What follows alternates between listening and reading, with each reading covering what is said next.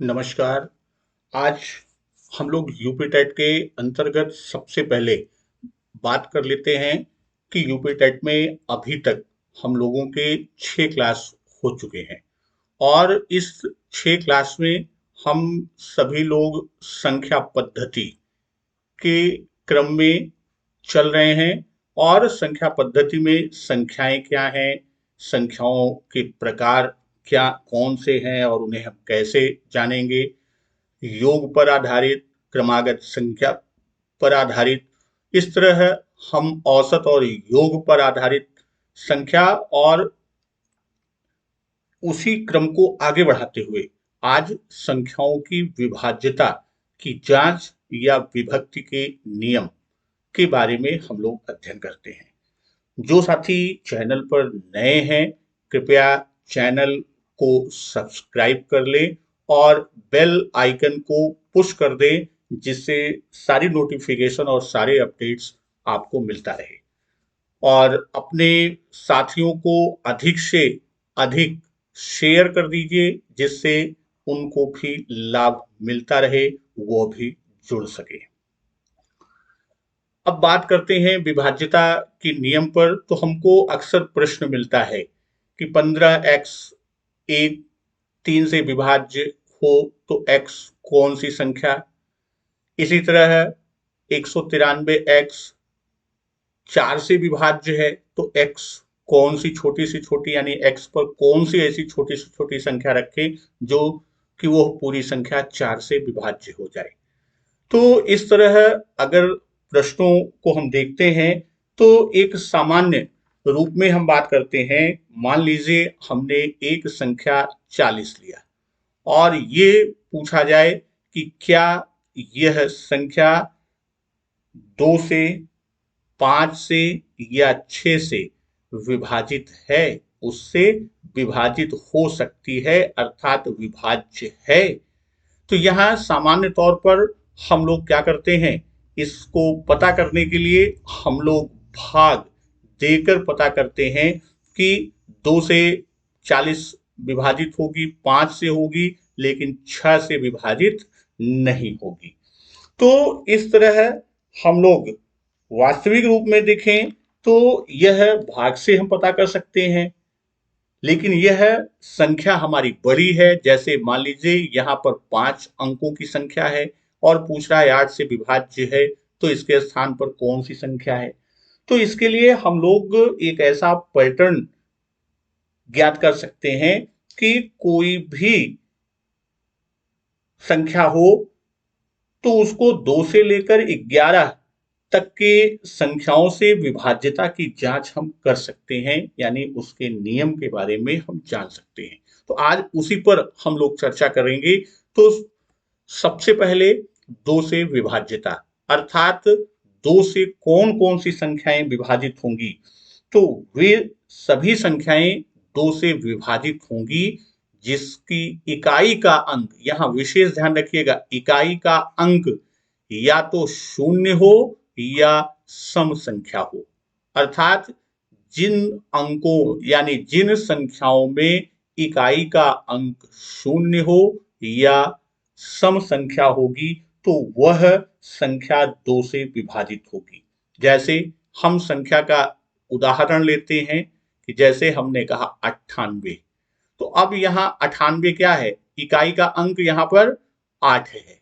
इसमें यदि हम देखें तो 8 क्या है, 8 इकाई है और 8 क्या है, सम संख्या है, सम अंक है। तो यहाँ 8 सम होने की वजह से, सम संख्या होने की वजह से क्या है, यह 2 से विभाजित होगी। उसी तरह हम एक और संख्या का उदाहरण ले लें। अगर हम कह दें कि 9784, एक संख्या लेते हैं 9784, तो इसमें भी हम देखते हैं कि जो इकाई का अंक है 4, यह क्या है, इकाई का अंक सम संख्या है। 4 क्या है, सम है, इसलिए यह भी 2 से विभाजित। या एक संख्या दूसरी हम ले लेते हैं 210।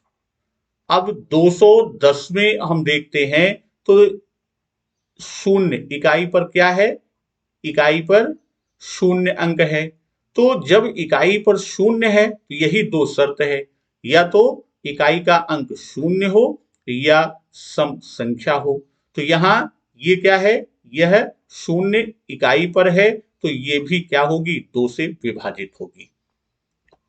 उसी तरह 3 से विभाज्यता, तो वे सभी संख्याएं 3 से विभाजित होंगी जिनके अंकों का योग, ये ध्यान रखिएगा, जो संख्या है उसके अंकों का योग 3 से विभाजित होता है तो वह संख्या क्या होगी, किससे विभाजित होगी, वह संख्या 3 से विभाजित होगी।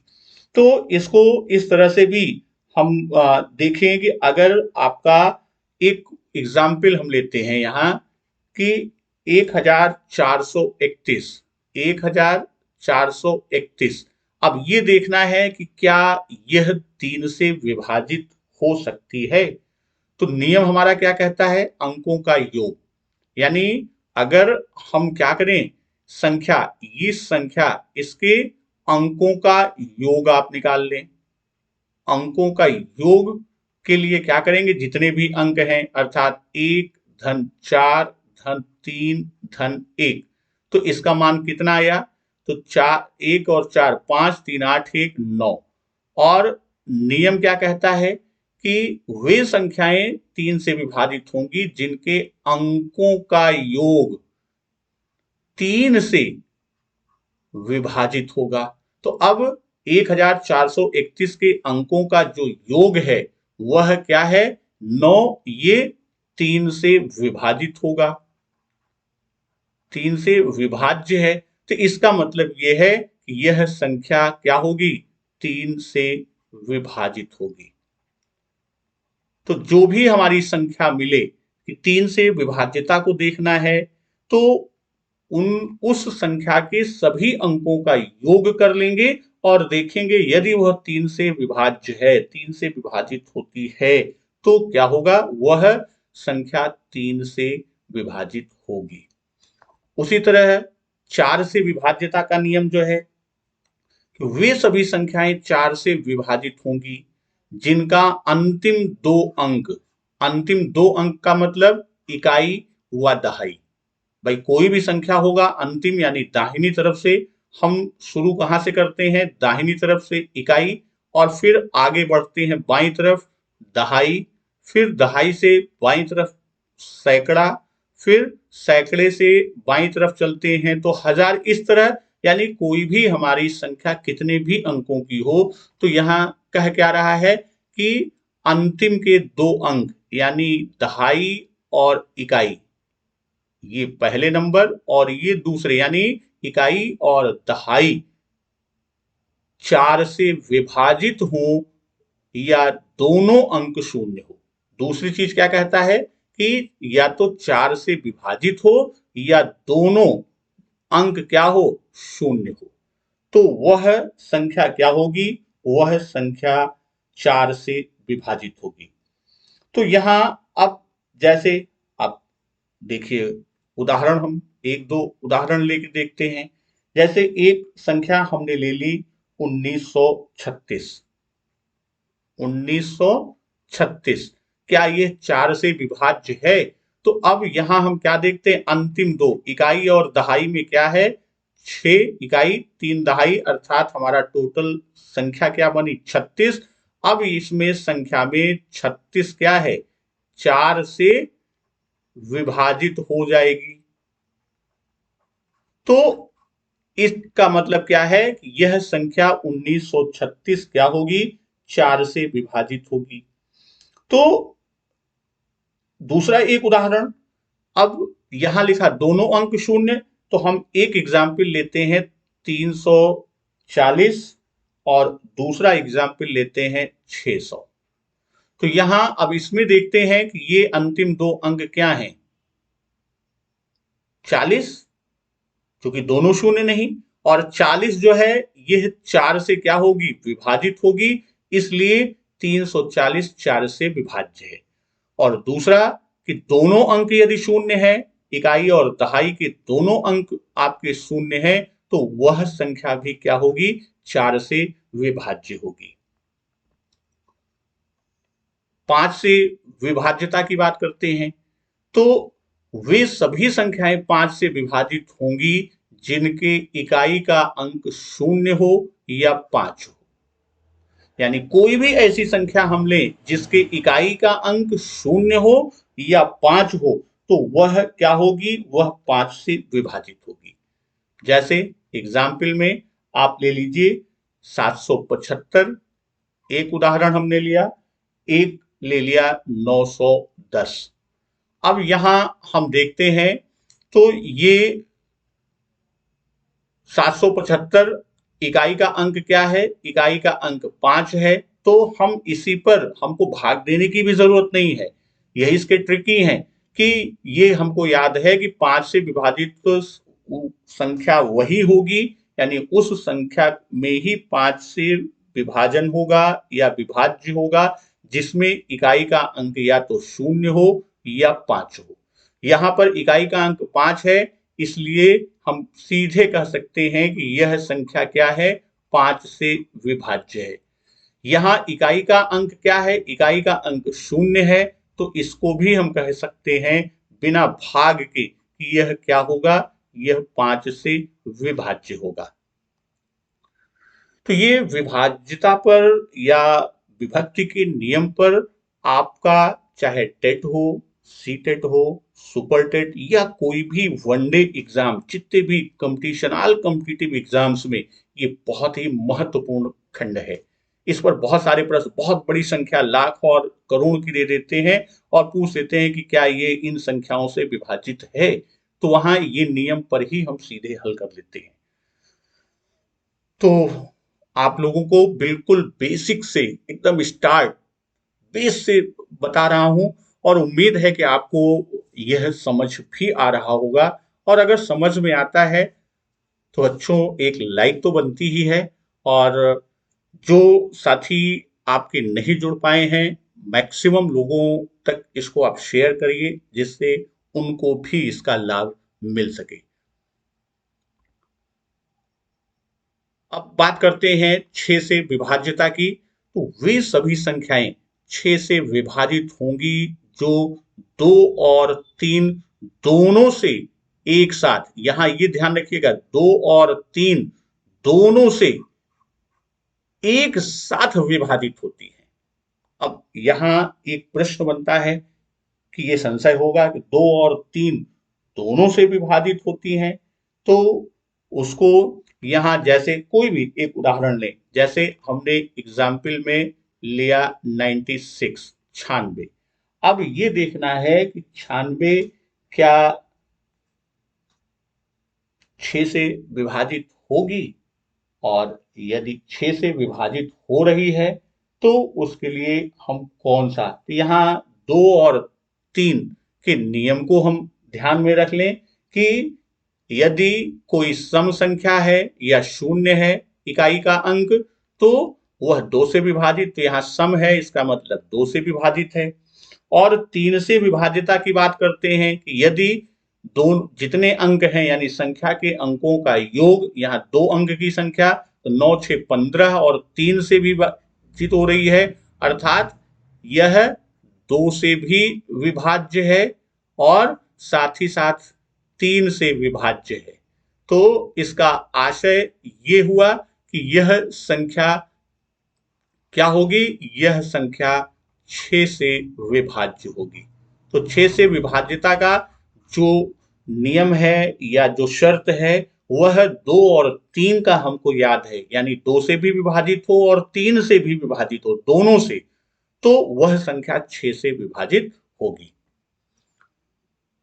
7 से विभाज्यता का नियम, तो वे सभी संख्याएं 7 से विभाजित होंगी जो 6 अंकों की पुनरावृत्ति से बनी हो। 7 से विभाज्यता की बात कर रहे हैं कि वे क्या हो, वे 6 अंकों की पुनरावृत्ति से बनी हो। जैसे अब इसके लिए एग्जाम्पल हम लेते हैं, जैसे 6 अंकों की पुनरावृत्ति मान लीजिए 5, 2 बार, 3 बार, 4 बार, 5 बार, 6 बार। तो अब यहां इसकी 6 अंकों की पुनरावृत्ति से बनी हो, तो अब यहां एक चीज और हमको ध्यान में रखना है, क्या कि ये यदि संख्या 6 की गुणज, यदि संख्या 6 की गुणज अर्थात 6 बार, 12 बार आदि हो तो भी संख्या 6 से विभाजित होती है।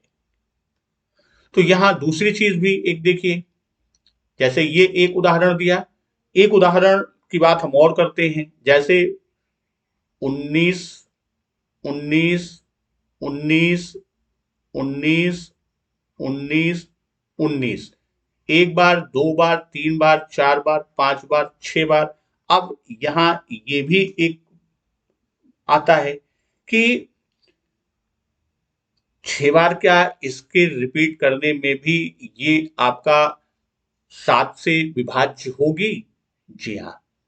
तो अब दूसरी चीज जो यहां कह रहा है, दूसरा कि यदि इकाई अंक को छोड़कर, तो दूसरी शर्त को कह रहा है कि यदि इकाई अंक को छोड़कर शेष बची संख्या में से इकाई अंक का दुगुना घटा देने के बाद बची संख्या 7 से विभक्त हो तो दी गई संख्या 7 से विभक्त होगी। तो इसमें अगर आप देखेंगे कि यदि इकाई का अंक जो है उसे छोड़कर शेष संख्या जो बची है, तो यहां हम एक छोटी सी संख्या का उदाहरण लेते हैं, फिर इस पर भी इसका टेस्ट लेते हैं।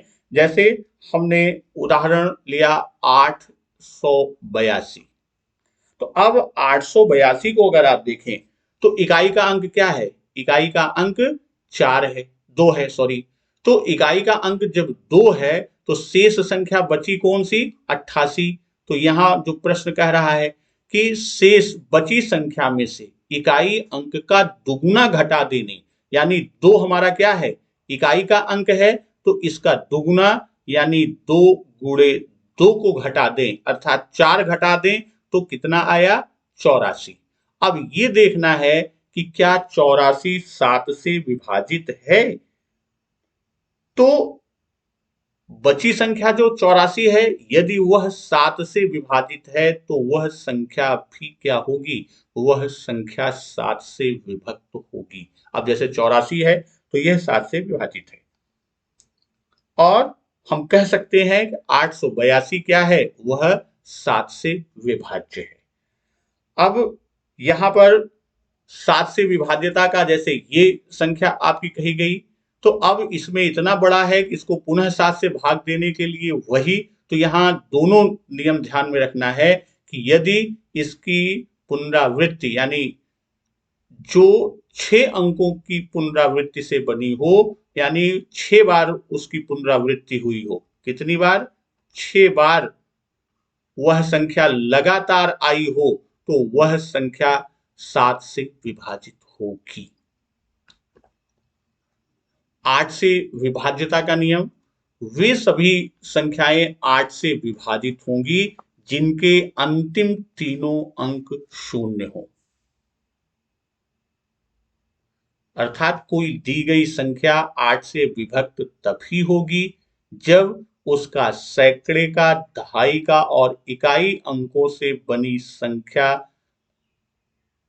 तो यहां जो अंकों, ये शून्य की अंतिम 3 अंक की जो बात कर रहे हैं, तो अंतिम 3 अंक में हम क्या करते हैं कि वह इकाई, दहाई और सैकड़े की बात करते हैं।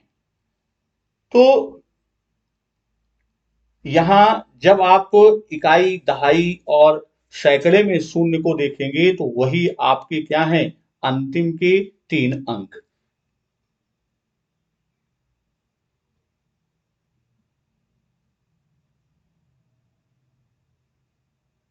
तो अब दो चीजें, जैसे मान लीजिए हमारी बहुत बड़ी संख्या है और हम सिर्फ सैकड़े, दहाई और इकाई के अंक से बनी जो संख्या है वह 8 से पूर्णतः विभाजित हो जाए तो वह संख्या 8 से विभाजित होगी। तो यहां जैसे ये कह रहा है कि अंतिम तीनों अंक शून्य हो, तो अब हमने लिया 93,000। तो अब 93,000 का अंतिम तीनों अंक क्या है? शून्य है। तो इसका मतलब यह संख्या क्या है? यह 8 से विभाज्य है। यह संख्या क्या है? 8 से विभाज्य है। उसी प्रकार दूसरा जो आप देख रहे हैं कि जब सैकड़े, दहाई और इकाई अंकों से बनी संख्या 8 से पूर्णतः विभक्त हो, तो अब यहां पर आप हम एक बड़ी संख्या का उदाहरण लेते हैं।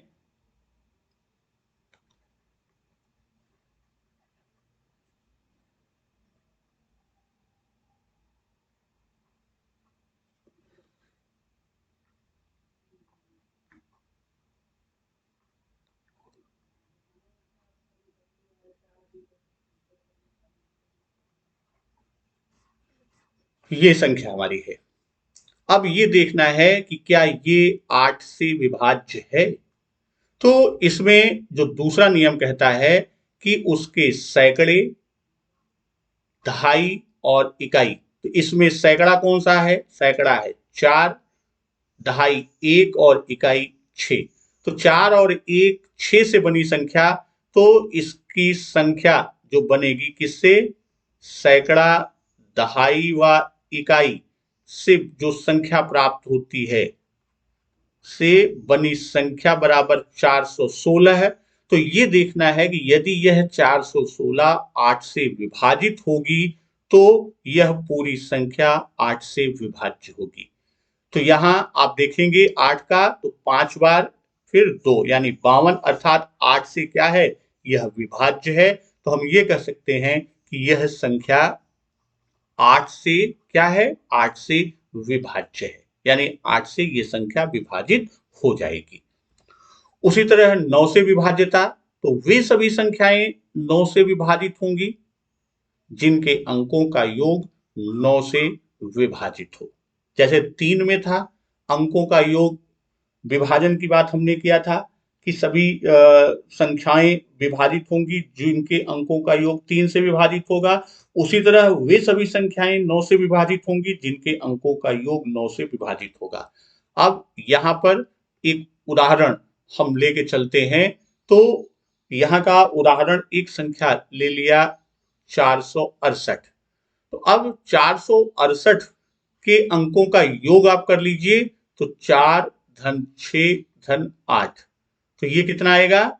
6 4 10 8 18, और 9 से अगर आप भाग देंगे तो यह पूर्णतः विभाजित हो रही है। 9 से क्या हो रही है? विभाजित हो। तो वह संख्या यानी 468 क्या है? 9 से विभाजित है। 10 से विभाज्यता, तो वे संख्याएं 10 से विभाजित होंगे जिनमें इकाई का अंक शून्य हो। सीधा सा, यानी जो भी संख्या है, संख्या का जो इकाई अंक है, संख्या का इकाई अंक वह क्या होना चाहिए? शून्य होना चाहिए। तो वह संख्या 10 से क्या होगी? विभाजित होगी। 11 से विभाज्यता, तो वे सभी संख्याएं, अब 11 की संख्या को विभाजित करने में, जिनके एक ही अंक की पुनरावृत्ति समबार हुई हो। अंकों की पुनरावृत्ति क्या हुई हो? वह समबार हो। अर्थात समबार का आशय यहां क्या है कि वह 2 बार हो पुनरावृत्ति, या 4 बार हो, या 6 बार हो। तो इस तरह कहने का मतलब संख्याओं की पुनरावृत्ति सम में हो, अर्थात 2 4 6 8 इस तरह से, तो वह संख्या क्या होगी? वह 11 से विभाजित होगी। जैसे अब इसके लिए हम उदाहरण लेते हैं कि जो सम की बात कर रहे हैं, तो यहां आपका पहले 2 का ही लेते हैं, 33, ये क्या है? 11 से विभाजित है। फिर हम 4 का लेते हैं, 7, ये संख्या भी क्या होगी? यह भी 11 से विभाजित होगी। तो इसको समझने के लिए 11 से सम को ही क्यों लेके चलते हैं? क्योंकि जब हम 11 की बात करेंगे तो जब सम में रहेगा तो एक बार जाएगा तो 11, 2 बार जाएगा तो 22, 3 बार 33, 4 का पहाड़ा आप पढ़ेंगे यानी 11 का 4 बार पहाड़ा तो 44, इसी तरह 5 55 और 9 99। तो 11 का 9, फिर आप देखेंगे तो 2 अंक में क्या है, 2 अंक की पुनरावृत्ति, तो अब वह 2 2 4 2 2 2 कर दे 6, 3 बार 2 की पुनरावृत्ति यानी 6 बार, तो वह सम में जब भी पुनरावृत्ति होगी किसी भी अंक की तो वह क्या होगी, 11 से विभाजित होगी। दूसरी तरफ ऐसी संख्या जिसके दाहिनी तरफ से सम एवं विषम स्थानों पर स्थित अंकों के योग का अंतर 0 हो या 11 से विभाजित हो। ऐसी संख्या जिसके दाहिनी तरफ का मतलब क्या हुआ, इकाई से, तो दाहिनी तरफ से सम और विषम स्थानों पर स्थित अंकों के योग का अंतर 0 हो या 11 से विभाजित हो। 2 शर्तें हैं, या तो 0 हो या 11 से विभाजित हो, तो वह संख्या भी 11 से विभाजित होगी। जैसे कोई भी संख्या आप उठा के देख लीजिए, तो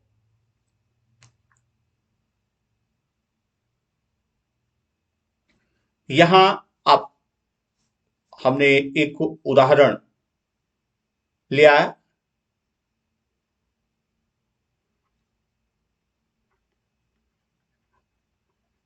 932789।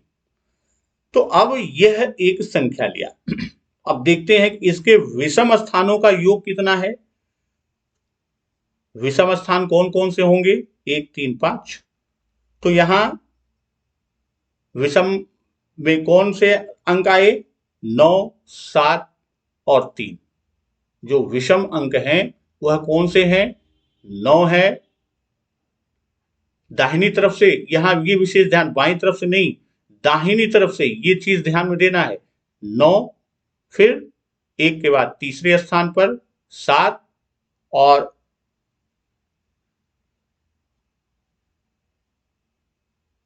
आपका कौन सा आया, 3। 9 7 और 3 ये क्या हो गए, ये आपके विषम।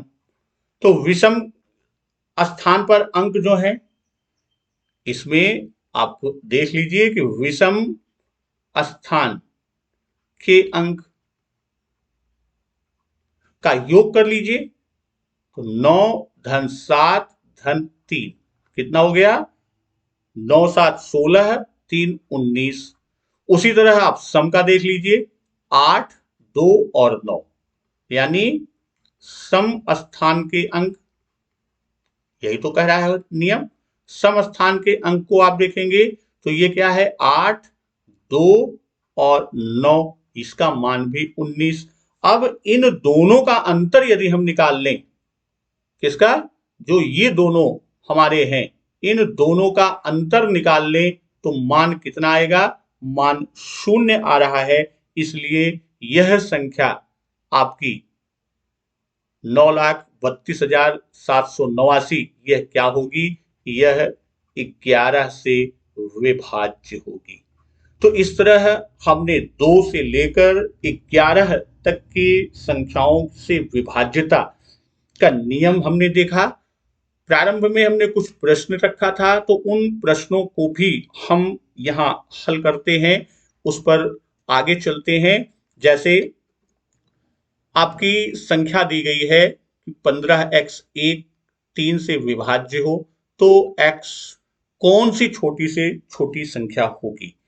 तो यहां पर 3 से विभाज्यता के लिए आपका सीधा सा नियम था, उनके अंकों का योग 3 से विभाज्य होगी।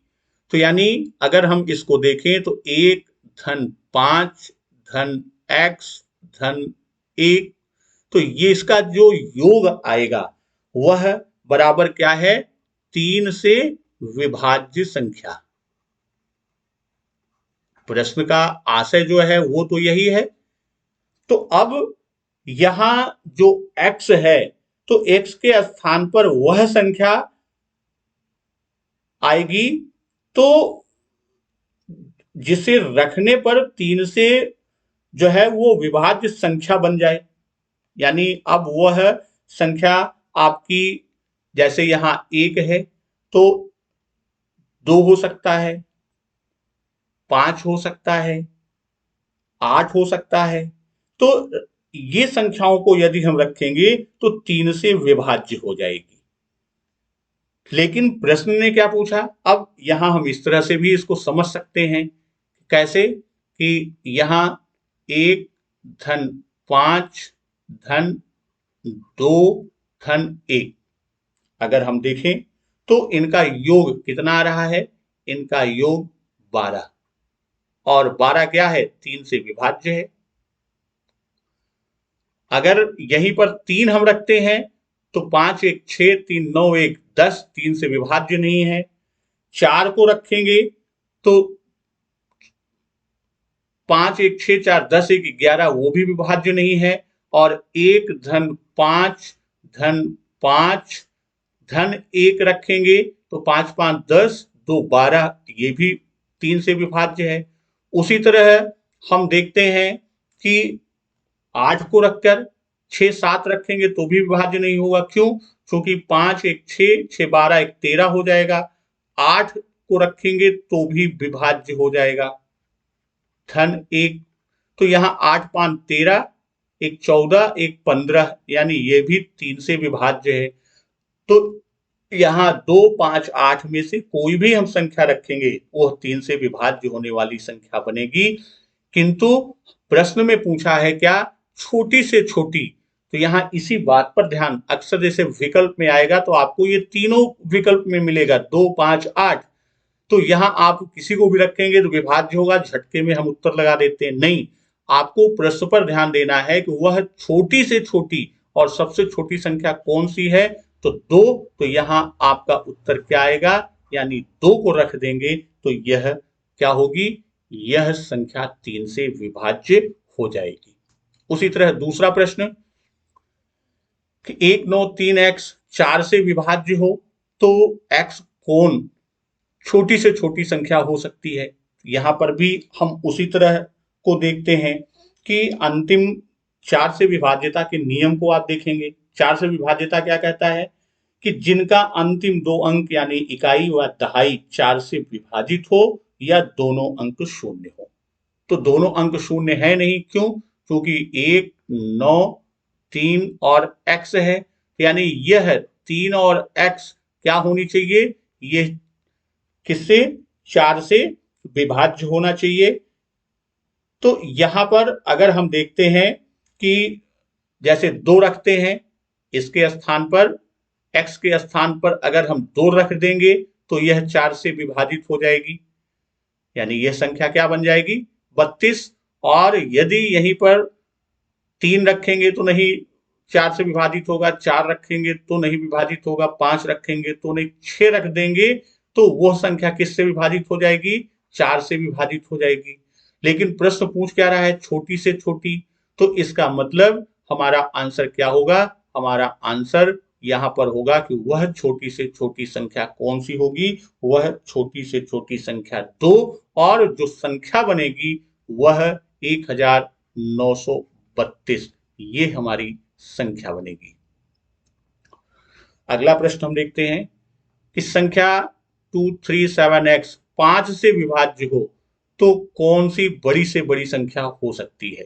237x, अब x के स्थान पर कौन सी बड़ी से बड़ी संख्या, अब यहां पे ये भी ध्यान रखना है, बड़ी से बड़ी, और बड़ी से बड़ी कहां तक, एक अंक चूंकि रखना है तो वह 0 से लेकर 9 तक के अंकों के बीच की संख्या हमारी होनी चाहिए।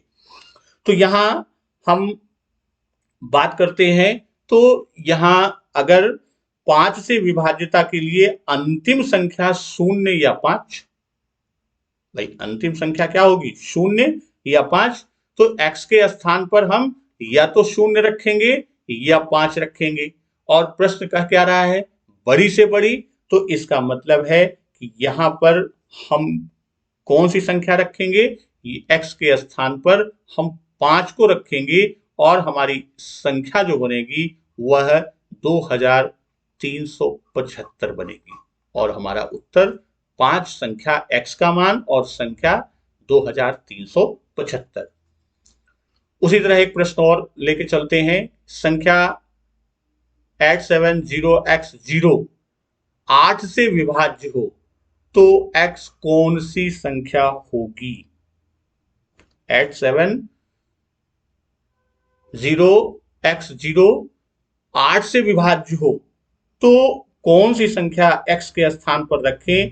तो 8 से विभाज्य के लिए अंतिम तीनों अंक, यहां पर एक शून्य है, यहां पर एक शून्य है, तो यही नियम यहां पर लागू होता है कि जिसके अंतिम के तीनों अंक क्या हो, यानी इकाई, दहाई और सैकड़ा शून्य होगा, वो 8 से विभाज्य होगी।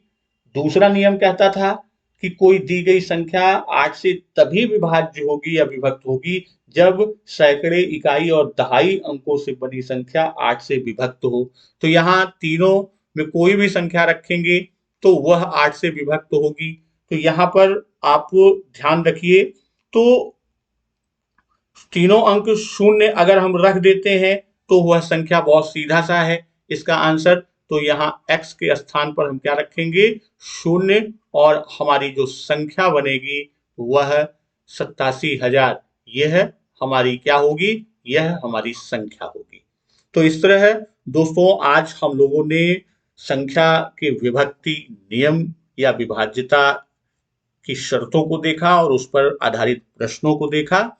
फिर कल मिलते हैं नए टॉपिक, नई ऊर्जा के साथ। और पुनः एक बार आपको बता दें कि प्रतिदिन शाम को 4 से 4:15 के मध्य हम यूपीटेट मैथ्स की क्लास चलाते हैं, और उसके बाद ये भी बताया था कि बहुत जल्द, बहुत ही शीघ्र हम सीडीपी की क्लास के साथ भी आपसे जुड़ने वाले हैं। धन्यवाद। वंदे मातरम।